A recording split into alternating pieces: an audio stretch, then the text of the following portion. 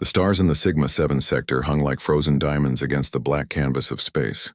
Captain Dae-hyun stood on the bridge of the Earth warship Quiet Thunder, watching the view screen as two massive alien fleets came into view. His ship had traveled 3 weeks through hyperspace to reach this distant corner of the galaxy, all because someone needed to make sure these aliens didn't start killing each other again. The Vryloth Empire and the Kashari Dominion had been fighting over this sector for 2 years. Dozens of colonies destroyed, millions dead, and neither side willing to back down. Finally, the Galactic Council stepped in and forced a ceasefire. Now they needed neutral observers to make sure both sides kept their word. Earth had volunteered, eager to prove humanity deserved a seat at the big table. Dae-hyun knew what his ship looked like to these advanced civilizations. The Quiet Thunder was a brick compared to their sleek vessels. No glowing shields, no elegant curves, just gray metal plates welded together in the most efficient way possible. Human ships always looked like they were built in someone's backyard, cobbled together from spare parts. The other species in the galaxy had 1,000 years of spaceflight experience. Humanity barely had 70. "Captain, we're receiving a transmission from the Vryloth flagship," said Young-ho from the communication station. He was young for his position, barely 25, but he had a gift for languages. He could pick up alien speech patterns faster than anyone Dae-hyun had ever met. "Put it on screen," Dae-hyun ordered. The view screen flickered and showed a Vryloth commander. The aliens looked like walking lizards with scales that shifted between green and gold, and eyes that had 3 eyelids. This one wore armor that seemed to be made of living metal, constantly rippling and adjusting. His name appeared at the bottom of the screen, Commander Talonvex of the Crimson Fang. Talonvex looked at Dae-hyun and started laughing. It was a harsh barking sound that made the translator struggle to keep up. "This is what Earth sends? A cargo hauler? I have supply ships with more weapons than your little box." Behind Dae-hyun, he heard Hana shift in her seat. She was his weapons officer, and she didn't take insults well. Her hand probably itched to show this lizard what the Quiet Thunder could do, but that wasn't why they were here. "We're here to observe, Commander, not to fight," Dae-hyun said calmly. "The Galactic Council appointed us as neutral monitors for the ceasefire." "Neutral because you're too weak to matter," Talonvex shot back. "Stay out of our way, human. If shooting starts, run home to your little planet." The screen went dark. Sung-min, the tactical officer, shook his head. He was older than most of the crew, with gray streaking through his black hair. He'd served in 3 different Earth conflicts before joining the space fleet. "That went well," he muttered. "We've had worse welcomes," Dae-hyun replied. He remembered their first contact with the Tervalian collective. Those aliens had tried to buy Earth as a nature preserve. At least the Vryloth recognized humans as intelligent, even if they thought humanity was pathetic. A second transmission came through, this time from the Kashari Dominion. Admiral Shrikemal appeared on screen, a creature that looked like someone had crossed a bird with a snake and given it 6 arms. The Kashari were known as master strategists, cold and calculating in everything they did. "Human Captain," Shrikemal said, her voice smooth as silk. "I trust you understand the delicate nature of this situation. Perhaps Earth should have sent something more appropriate for such an important mission. A vessel that could actually enforce the peace should it become necessary." It was an insult wrapped in diplomatic language, but it was still an insult. Dae-hyun gave her a polite smile. "We'll do our job, Admiral. That's all the Council asked of us." "Of course," Shrikemal said, her tone making it clear she thought humanity would be useless. "Do try to stay safe. It would be unfortunate if your primitive vessel suffered an accident out here." She cut the transmission. Bora, the chief engineer, laughed from her station. She was the shortest person on the bridge, but she had a personality twice her size. Primitive vessel. If they only knew what's sitting in the belly of this ship. "They don't need to know," Dae-hyun said firmly. "And they won't know unless things go very wrong. We're here to keep the peace, not start a war." The crew settled into their routine. Hana monitored the weapons systems of both alien fleets, looking for signs someone was preparing to break the ceasefire. Sung-min tracked ship movements, making sure no one tried to sneak forces into position. Young-ho listened to all the communication channels, catching any hints of planning or conspiracy. Bora kept the ship running smooth, making sure all systems stayed green. 3 days passed quietly. The Vryloth and Kashari fleets glared at each other across empty space, but no one fired a shot. Dae-hyun started to think this mission might actually be boring. That would be fine with him. Boring meant everyone went home alive. On the fourth day, everything changed. "Captain, I'm picking up something on long-range sensors," Sungmin said, his voice tight with tension. "Multiple contacts, emerging from hyperspace at the edge of the sector." "A lot of contacts." Daehyun felt his stomach drop. "How many?" Sungmin's fingers danced over his console, pulling up the data. His face went pale. 67 ships, sir. "Various sizes, but all armed. They're not Vryloth or Kishari. Configuration matches." He paused, checking his database. "Matches the Kelvarn swarm." Everyone on the bridge went silent.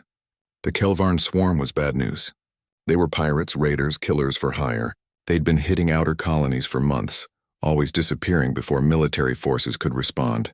They took what they wanted and left nothing but wreckage behind. "What are they doing here?" Hana asked. Young-ho had the answer a moment later.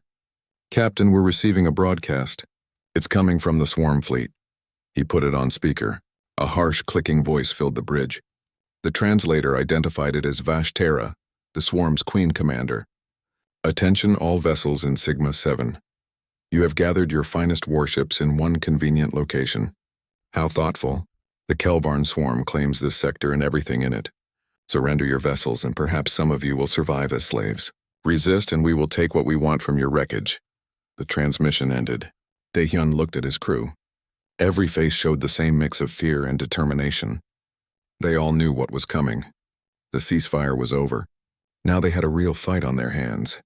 "Battle stations," Daehyun ordered quietly. "Power up all systems. This is about to get ugly." The Kelvarn swarm fleet moved through space like a plague of locusts. 67 ships of all shapes and sizes, each one bearing the scars of countless battles. Their hulls were patchwork metal, stolen technology bolted onto whatever frame they'd started with. Some were sleek Kishari designs corrupted with crude weapons. Others were Vryloth warships taken as prizes and twisted into something cruel. At the center of the formation was the command carrier, Void Reaper, a massive vessel that looked like someone had taken 3 different ships and welded them together. Queen Commander Vashtera sat on her bridge, all 8 of her legs folded beneath her bulk. The Kelvarn were insectoid creatures, with armored carapaces and compound eyes that saw in spectrums other species couldn't imagine. "Today we feast." Vashtera clicked to her officers. 2 of the galaxy's greatest fleets gathered like prey in a trap they didn't know existed. Their weapons will improve our ships. Their technology will strengthen the swarm, and their crews will learn what it means to serve the Kelvarn. One of her officers, a smaller male named Kreshtel, gestured at a display showing the gathered fleets. "Queen Commander, they have 34 military vessels, all warships. The Vryloth and Keshari may be enemies, but they will unite against us." "Let them unite," Vashtera said. "We still outnumber them 2-1. And they're split, uncertain, still thinking like rivals instead of allies. We'll break them before they can coordinate properly." She paused, her mandibles clicking in what passed for Kelvarn laughter. "Besides, they've brought entertainment. Look at that pathetic human ship hiding in the back." The view screen zoomed in on the quiet thunder. To Kelvarn eyes, it looked even worse than it did to the Vryloth or Kishari. A simple box, no elegance, no threatening features. Just a chunk of metal drifting in space. "Humans," Kreshtel said with disgust. "Barely worth the metal in their ships. Should we even bother taking them?" "We'll destroy them last," Vashtera decided. "Let them watch their betters fall first. Let them know that even the mighty Vryloth and Kishari couldn't save them. Then we'll crack that little box open and see what primitives taste like." The swarm fleet accelerated, weapons charging, ready to turn the Sigma 7 sector into a graveyard. On the bridge of the Crimson Fang, Commander Talon Vex stared at the approaching horde with a mixture of rage and calculation. He'd fought the Kelvarn before, 3 years ago in the outer reaches. They'd ambushed his patrol and killed half his ships before he could escape. He'd sworn to pay them back one day. "All ships, combat formation Delta 7, he broadcast to the Vryloth fleet. "Battle cruisers to the front, destroyers on the flanks. Launch all fighters. Today we show these scavengers what happens when they threaten the Empire." His weapons officer, a young female named Sora Keth, looked nervous. "Commander, we're outnumbered. Even with the Kishari fleet, the odds are against us." "The odds are what we make them," Talon Vex growled. "Load all weapons. Route maximum power to forward shields. And someone contact those Kashari cowards and make sure they're ready to fight. Admiral Shrike Mal was already preparing her fleet. The Kashari moved with practiced efficiency, each ship sliding into position like pieces on a game board. Her 6 arms worked multiple controls at once, coordinating her forces with the cold precision her species was famous for. The Kelvarn have made a mistake, she said to her bridge crew. They see numbers and assume victory. But warfare is about strategy, not just force. We'll target their command structure first. Cut off the head, and the swarm falls apart. Her tactical officer, a male named Voss Wren, highlighted several ships on the display. The carrier at their center is their command vessel. If we can destroy it, the rest might scatter. Then that's our priority, Shrike Mal agreed. She opened a channel to the Vriloth fleet. It hurt her pride to work with her enemies, but survival came before honor. Commander Talonvex, I'm sending you our targeting data. We focus fire on their command carrier, agreed? Talonvex's face appeared on her screen, scales dark with battle fury. Agreed. For once, our goals align, Kashari. Let's kill these parasites together. What about the human vessel? Voss Wren asked. Shrike Mal glanced at the quiet thunder on her display. It was holding position at the rear, not moving to join the formation. Typical human behavior, she thought, cautious to the point of cowardice. Ignore them. They'll stay out of the way or be destroyed. Either way, they're irrelevant. Aboard the quiet thunder, Dae-hyun listened to the communications between the Vriloth and Kashari fleets. Young-ho had patched him into all their channels, both public and encrypted. It was a bit rude, but Dae-hyun wanted to know exactly what everyone was planning. They're not even trying to include us, Hana said, frustrated. They're treating us like civilians who wandered into a war zone. Can you blame them? Sungmin replied. Look at our fleet placement. We're behind everyone else, engines barely running, no aggressive posture. We look like we're about to run away. That's the point, Dae-hyun said quietly. Let them think we're scared. Let them think we're useless. Right now, every hostile eye is on those 2 fleets. No one's worried about us. Bora spoke up from engineering. Captain, the weapon is ready. Power core is at 80% and climbing. Give me the word and I can have us at full charge in 5 minutes. Not yet, Dae-hyun said. We wait. The first exchange of fire lit up the view screen like a deadly fireworks display. The Kelvarn swarm came in hard and fast, their smaller ships darting ahead to draw fire while their heavy cruisers moved into position. The Vriloth and Kashari fleets met them with everything they had. Energy weapons sliced through space, bright lances of destruction that could melt through armor in seconds. Plasma torpedoes traced glowing paths through the dark, exploding in brilliant spheres when they found their targets. Kinetic rounds, accelerated to impossible speeds, punched through shields and hulls like they were paper. The noise was incredible. Even through the vacuum of space, the ship's sensors translated the impacts into sound. Thunder and screaming metal, explosions that seemed to shake reality itself. Kashari destroyer wind cutter is down, Sungmin reported, his voice tight. Vriloth battlecruiser Iron Fist has lost primary power. They're drifting. Hana pulled up the tactical display, showing the battle as a complex dance of colored icons. Blue for allies, red for enemies. And there were so many red icons. Captain, they're getting overwhelmed. The Kelvarn are using suicide tactics, ramming damaged ships into the defensive line to create openings. Dae-hyun watched a Kashari destroyer explode, its reactor breaching in a flash of white light. 300 crew gone in an instant. He felt each death like a weight on his chest. This wasn't his fight, but these were still living beings dying out there. Another transmission came through. This time it was Talon Vex, and his voice had lost all its earlier arrogance. All vessels, this is Commander Talon Vex. Any ship with functional weapons, advance and engage. I repeat, any ship with weapons, engage the enemy now. A second later, Admiral Shrike Mal's voice joined in. Human vessel, quiet thunder. If you have any combat capability whatsoever, now would be the time to use it. We need every gun in this fight. Dae-hyun stood up from his command chair. His crew looked at him, waiting. They all knew what was coming. They'd trained for this, prepared for this, Hoped they'd never have to do this. Hana, remove all safeties from the primary weapon, he said calmly. Bora, reroute all auxiliary power to the main system.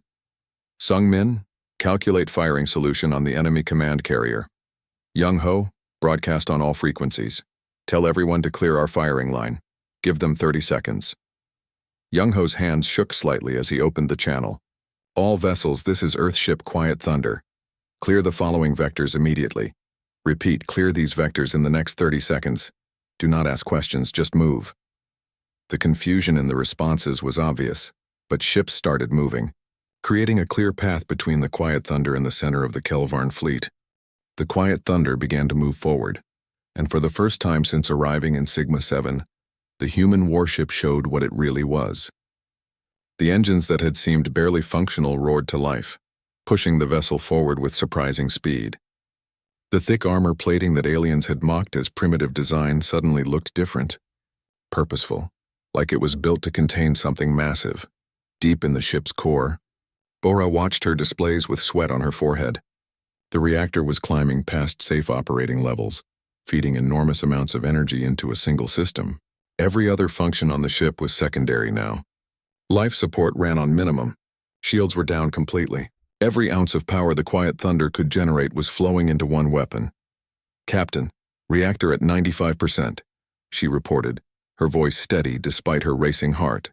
Power flow is stable. We're 30 seconds from full charge. On the bridge, Hana's targeting computer had locked onto the Kelvarn command carrier. The Void Reaper sat at the center of the enemy formation, surrounded by its most powerful warships. It was exactly where Queen Commander Vashtera wanted to be, protected by layers of ships and weapons.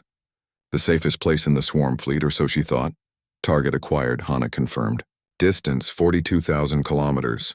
Solution is locked. Weapon is ready to fire on your command, Captain. Daehyun gripped the armrests of his command chair. This was the moment he'd hoped would never come. Earth had built ships like the Quiet Thunder as a deterrent, a way to make sure humanity was never helpless again.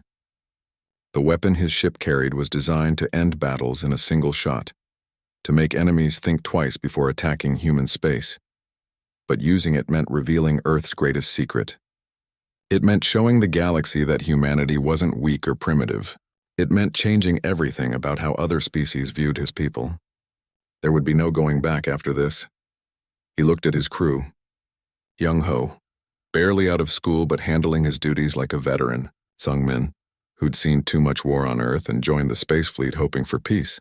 Hana, fierce and loyal, ready to do whatever it took to protect her ship. Bora, a genius engineer who treated the ship like it was alive. These were his people.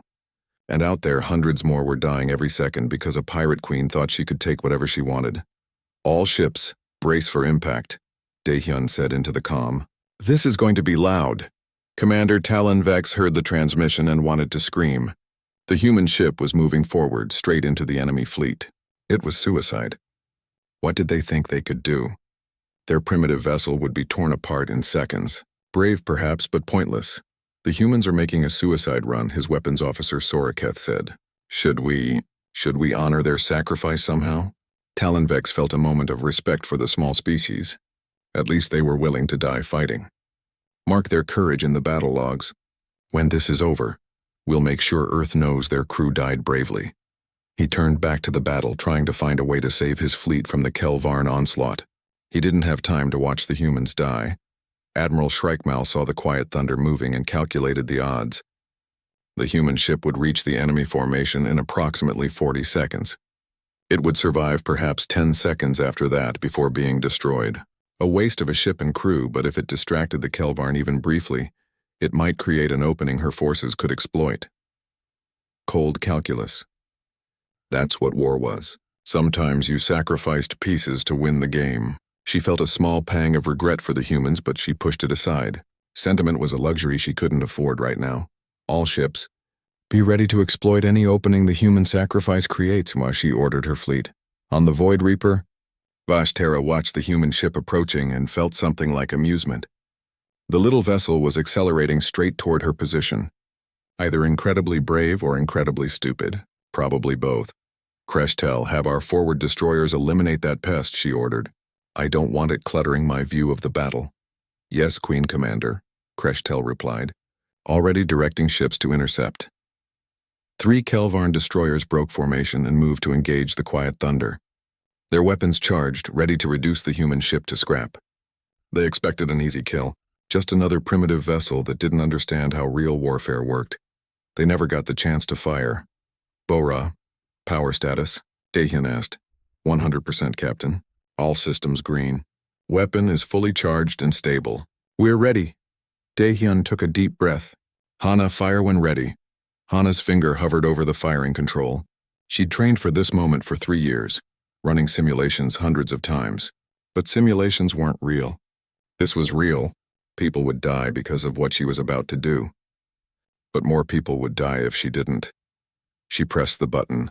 The magnetic accelerator cannon that formed the spine of the Quiet Thunder had been built in secret at Earth's most secure shipyard.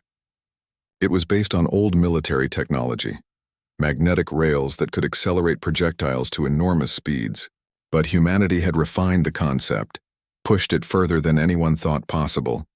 The projectile was a solid slug of tungsten carbide, alloyed with other metals to withstand the incredible forces of launch.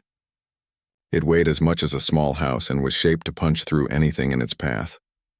The magnetic coils that ran the length of the ship's hull activated in sequence, each one adding more speed to the projectile. By the time it left the barrel, the slug was moving at 12% of light speed. There was no dramatic charge-up, no glowing energy sphere building at the ship's bow. The aliens expected weapons to look impressive, to announce themselves with light and power. The Mac was silent death, barely visible on sensors until it was too late. The 3 Kelvarn destroyers that were moving to intercept simply ceased to exist. The projectile passed through them so fast they didn't even register the impact before they were reduced to expanding clouds of vapor. The kinetic energy was so enormous that matter simply couldn't hold together. The slug continued without slowing. It hit the Void Reaper dead center, punching through the command carrier's hull like it wasn't even there. For a fraction of a second, there was just a clean hole through the massive ship. Then physics caught up with reality. The kinetic energy transferred into the carrier structure, and the entire vessel exploded from the inside out. Metal superheated instantly. Reactors breached, atmosphere ignited. The Void Reaper became a miniature sun for 3 seconds before it disintegrated completely. But the projectile still wasn't done. It continued through 3 heavy cruisers that had been positioned behind the carrier. Each one exploded in turn, their shields and armor meaning nothing against the hypervelocity round. The shockwave from the initial impact radiated outward, a wall of superheated plasma and debris that caught 24 smaller Kelvarn vessels and tore them apart. The entire sequence, from firing to final impact, took less than 5 seconds. When it was over, 40% of the Kelvarn swarm fleet was simply gone. 27 ships, including their command carrier, had been reduced to scattered atoms. The remaining 40 vessels drifted in shocked confusion, their formation shattered, their queen commander dead, their confidence destroyed. The battlefield fell completely silent. Every ship on all sides stopped firing. Weapons went dormant. Engines cut to minimum power. For a long moment, nobody moved, nobody spoke, nobody even seemed to breathe. They all just stared at the human warship that had just changed everything. The space where the Kelvarn fleet had been was now a debris field stretching across thousands of kilometers. Chunks of metal, some still glowing from the heat of their destruction, drifted in lazy spirals. Here and there, small secondary explosions flashed as damaged systems finally gave up. The expanding cloud of vaporized ships caught the light from the distant star, creating an eerie glow like a sunrise painted in steel and fire. The surviving Kelvarn ships floated in stunned disarray. Their formation was gone. Their command structure was gone. Their queen commander and all her senior officers were dead. Some ships had their weapons still charged, but nobody seemed to know what to do with them. A few started turning away, their pilots' survival instincts kicking in. Then more turned. Then all of them. Within 60 seconds of the shot, every remaining Kelvarn vessel was fleeing toward hyperspace jump points. They scattered in different directions, no coordination, no tactics, just blind panic. Ships collided with each other in their rush to escape. 3 vessels tried to jump to hyperspace at the same time and too close together, their drives interfering with each other. They vanished in flashes of twisted space that probably killed everyone aboard. In 2 minutes, the Kelvarn swarm was completely gone from the Sigma-7 sector. 40 ships that had arrived planning conquest were now running for their lives, and they'd never stop running. The swarm's reputation was shattered. Every species in the galaxy would soon know that they'd been broken by a single shot from a single human vessel. On the bridge of the Quiet Thunder, the crew slowly processed what they'd just done. The main view screen showed the aftermath, and nobody could look away from it. Hana's hands were shaking. She'd pulled the trigger, and nearly 1,000 beings had died. That their deaths had saved thousands more didn't make it feel any better. Weapon status? Dae-hyun asked quietly. Bora checked her readouts, grateful for something concrete to focus on. The barrel is within safe temperature limits, but barely. Magnetic coils need at least 6 hours to cool down before we can fire again. The reactor is cycling back to normal power levels. No damage to the ship's systems. We're green across the board. Good, Dae-hyun said. He felt exhausted, like he'd aged 10 years in 5 seconds. Sungmin status of Allied forces? Sungmin pulled up the tactical display. The Vryloth fleet has 9 ships destroyed or crippled. The Kashari lost 7 vessels. Total casualties estimated at 4,000 crew members across both fleets. He paused. They would have lost everyone if we hadn't fired. Nobody argued with that assessment. The math was simple. The Kelvarn had been winning, and they didn't take prisoners. Young-Ho's communication console lit up like a festival. Captain, we're being hailed. By everyone. The Vryloth flagship, the Kashari flagship, and about 15 other ships. They all want to talk to us right now.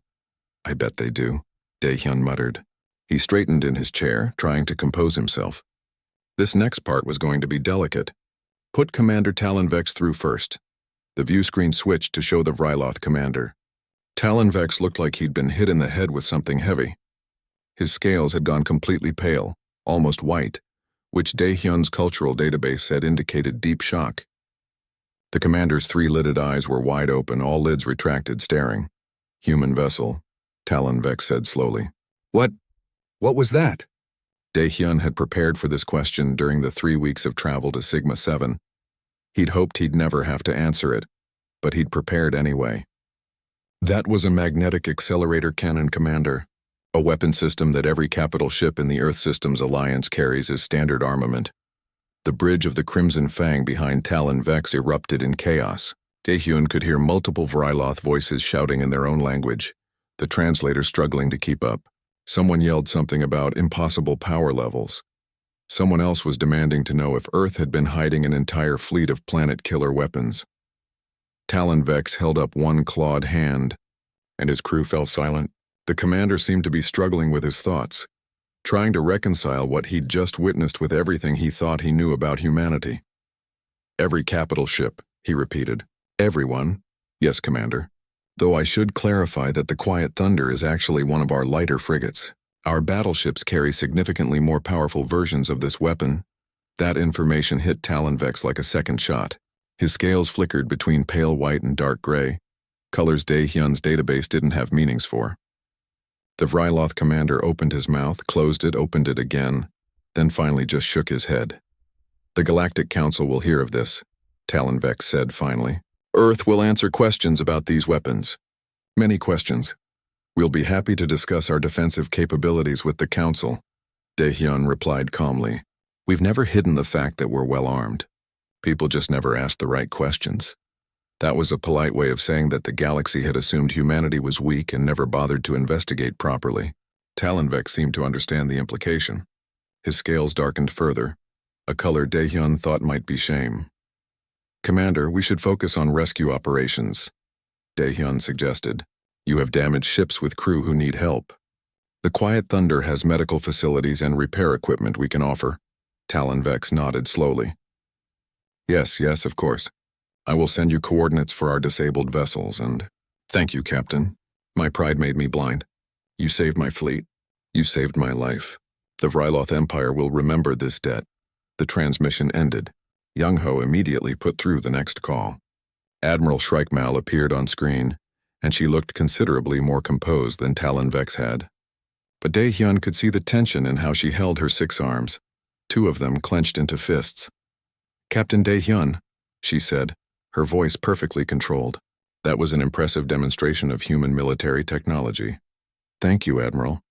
We prefer diplomatic solutions to conflicts, but we learned long ago to be prepared for situations where diplomacy fails. Clearly. Shrike-Mal's eyes, dark and measuring, studied him through the view screen. I have questions, Captain. Many questions. But like Commander Talonvex, I recognize that we have more immediate concerns. My ships need assistance. I'm transmitting coordinates now. We'll help however we can, Admiral. Shrike-Mal nodded once, a very human gesture she'd probably learned from watching Earth broadcasts. One question I will ask now, however. How many warships does Earth have in active service? Daehyun had expected this too. The Earth Systems Alliance currently maintains 47 capital ships, each with similar weapon systems to the Quiet Thunder. We also have 133 support vessels and approximately 200 smaller patrol craft. The numbers weren't secret. They were publicly available in Earth's military briefings to the Galactic Council, but nobody had paid attention because everyone assumed human ships were weak. Now suddenly those numbers meant something completely different. I see, Shrike-Mal said quietly. The Kashari Dominion will need to revise our threat assessments regarding humanity. Significantly. We're not a threat to anyone who doesn't threaten us first, Admiral. Earth seeks peaceful cooperation with all species. Of course, Shrike-Mal replied, though her tone suggested she was filing away the information for later strategic planning. We'll discuss this further once the immediate crisis is handled. Kashari out. The screen went dark again. Young-Ho looked at Daehyun with something like awe. Captain, did you just casually terrify two of the galaxy's most powerful military commanders? I answered their questions honestly, Daehyun said. What they do with that information is their choice. Now let's get to work. We have people to rescue. The Quiet Thunder spent the next 8 hours moving between damaged vessels, offering medical aid and emergency repairs. Human crew members worked alongside Vryloth and Kishiri, cutting through bulkheads to reach trapped survivors, stabilizing reactors that were close to breaching, patching hull fractures before atmosphere could vent completely. It was exhausting work, but it felt better than sitting on the bridge thinking about all the death they'd caused. Every person they pulled alive from a wreck was a small redemption. And all the while, Daehyun could feel the weight of what came next pressing down on him. The galaxy had just learned that humanity wasn't weak. That knowledge would spread fast and it would change everything. For better or worse, Earth's position in galactic politics would never be the same again. The news spread through the galaxy faster than any ship could travel. Within 6 hours, every major civilization had received reports about what happened at Sigma 7. Within 12 hours, those reports had been analyzed, debated, and panic had set in at more than a few government headquarters. The footage was everywhere. Someone on one of the Vryloth ships had been recording the battle, and they'd captured everything. The Kelvarn fleet approaching like they owned the sector, the desperate defense by the Vryloth and Kashari forces, and then the moment when the Quiet Thunder fired and erased 40% of the swarm fleet in a single shot. The video had been slowed down, analyzed frame by frame. Scientists and military analysts across 100 worlds were trying to understand the physics of what they'd witnessed. Some claimed it was impossible. Others argued that it was exactly the kind of brutal, simple solution that humans would develop. No fancy energy weapons, no exotic technology. Just raw kinetic force applied with devastating precision. On Earth, in the headquarters of the Systems Alliance, Admiral Park Jamin watched the footage for the 20th time. He was a stocky man in his 60s, with more gray hair than black and eyes that had seen too many battles. He'd been one of the people who'd pushed for the MAC program, who'd argued that humanity needed weapons that could make the galaxy take them seriously. Now he was watching the consequences of that decision. Well, said the woman sitting across from him, we certainly got their attention. Secretary General Liu Chen was Earth's chief diplomatic officer, responsible for maintaining relationships with the dozens of alien civilizations humanity had contact with. She was brilliant, patient, and looked about 20 years younger than her actual age. Right now she looked tired. 23 formal diplomatic protests, she continued, reading from her tablet. 12 demands for immediate inspections of our fleet. 7 requests for technology sharing agreements. And 3 civilizations have quietly asked if we'd be interested in mutual defense treaties. That was fast, Jamin said. Fear moves quickly, Admiral. Half the galaxy is terrified of us now. The other half is trying to figure out how to use us as protection against the first half. Jamin turned away from the screen showing the battle footage. We built these weapons to defend ourselves, to make sure nobody could push humanity around like we were nothing. I never wanted to use them. Captain Daehyun didn't have a choice, Chen pointed out. The Kelvarn were slaughtering those fleets. If he hadn't fired, thousands would have died. Maybe tens of thousands, I know. I've read his report, Jamin sighed. He did everything right.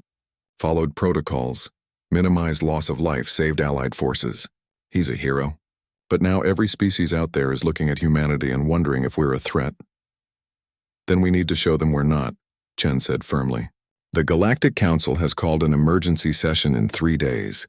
Earth has been invited to attend as a full voting member, not an observer. They want answers, and we're going to give them. What kind of answers? Honest ones. We tell them the truth. Humanity has powerful weapons because we've seen what happens when you're not strong enough to defend yourself. We've fought wars on our own planet for thousands of years. We learned hard lessons about strength and weakness, but we also learned about restraint. About using force only when necessary. Jamin nodded slowly. The Council will want restrictions. Limits on where we can deploy the MAC ships.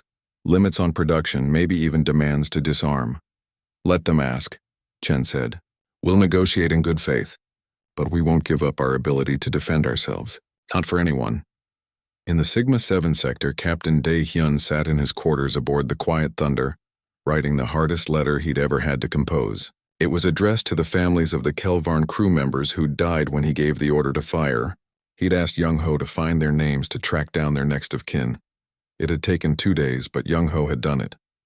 Names and addresses for 873 individuals who'd lost someone in those 5 seconds of violence. Daehyun knew most people would think he was crazy. The Kelvarn had been pirates and raiders. They'd killed innocent people across dozens of worlds. They'd come to Sigma-7 planning to murder and enslave. Nobody would blame Daehyun for killing them, but he blamed himself. Not for making the wrong choice, but for having to make that choice at all. For being in a position where the only way to save thousands of lives was to take hundreds of others. The door chimed. Come in, Daehyun called. Hana entered looking uncertain. She'd been quiet since the battle, handling her duties professionally but without her usual energy. Daehyun had been worried about her. Captain, do you have a minute? She asked, always. Sit down. He gestured to the chair across from his desk. Hana sat, her hands clasped tightly in her lap. I've been thinking about what we did. About what I did? I killed almost 1,000 people by pressing a button. You saved 4,000 people by pressing that button, Daehyun corrected gently. Maybe more. If the Kelvarn had won, they wouldn't have stopped at Sigma-7. I know the math, sir. I understand the logic, but it doesn't make it easier. It's not supposed to be easy, Daehyun said. If it was easy, that would mean something was wrong with us. The fact that it haunts you means you're still human. That you understand the weight of what we did. Hana looked up at him. Does it get easier? With time? No, Daehyun said honestly. But you learn to carry it. You remember why you did it, who you saved, what would have happened if you'd hesitated, and you try to be worthy of the sacrifice. They sat in silence for a moment. Then Hana noticed the list of names on Daehyun's screen. Sir, are those the Kelvarn crew? I'm writing to their families. Hana stared at him. Why, they were the enemy. They were people. They had families, lives, dreams. Yes, they made terrible choices. But their families didn't make those choices. Those families deserve to know what happened. They deserve an explanation even if they hate me for it. Hana was quiet for a long time. Finally, she said, Permission to help, sir? I should share that burden. I pulled the trigger. Daehyun felt a wave of pride in his young officer. Permission granted. Thank you, Lieutenant. 3 days later, the Galactic Council convened an emergency session. The council chamber was a massive structure orbiting a neutral star, built by a dozen civilizations working together. It was meant to be a symbol of unity and cooperation. Today, it felt more like a courtroom. Earth's delegation was led by Secretary General Chen, with Admiral Jae-min as her military advisor. They entered the chamber to complete silence. Every species present watched them walk to their seats. Some looks were hostile. Others were fearful. A few showed respect or at least cautious interest.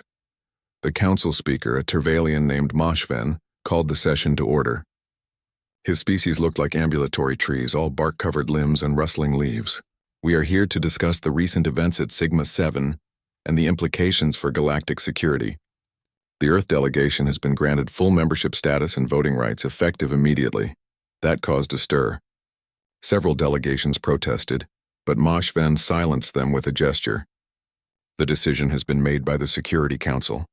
Earth has proven it possesses military capability equal to any major power. This grants them full membership under Council Charter. Secretary General Chen stood. Thank you, Speaker. If I may address the Council? You may.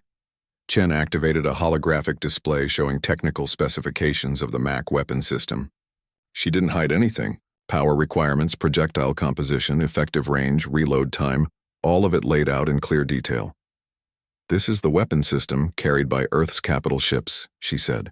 As you can see, it's based on magnetic acceleration technology. Nothing exotic, nothing beyond the capability of any advanced civilization to develop. It's simply an application of kinetic force. A Kashari counselor stood. But the power required is enormous. How do humans generate such energy? Advanced fusion reactors, Chen replied. Again, nothing revolutionary. We just prioritized efficiency and output over other considerations. And you have 47 ships with these weapons? Asked a Vreloth representative. We do. We also have detailed plans for an additional 30 vessels to be built over the next 5 years. These plans are not secret. We will share them with any council member who requests them. That caused even more surprise. A Molkeran delegate, one of the species known for their paranoid secrecy, looked scandalized. You would share military technology? Openly? We're not sharing how to build the weapons, Chen clarified. We're sharing our capabilities, our plans, our intentions. Transparency prevents misunderstandings.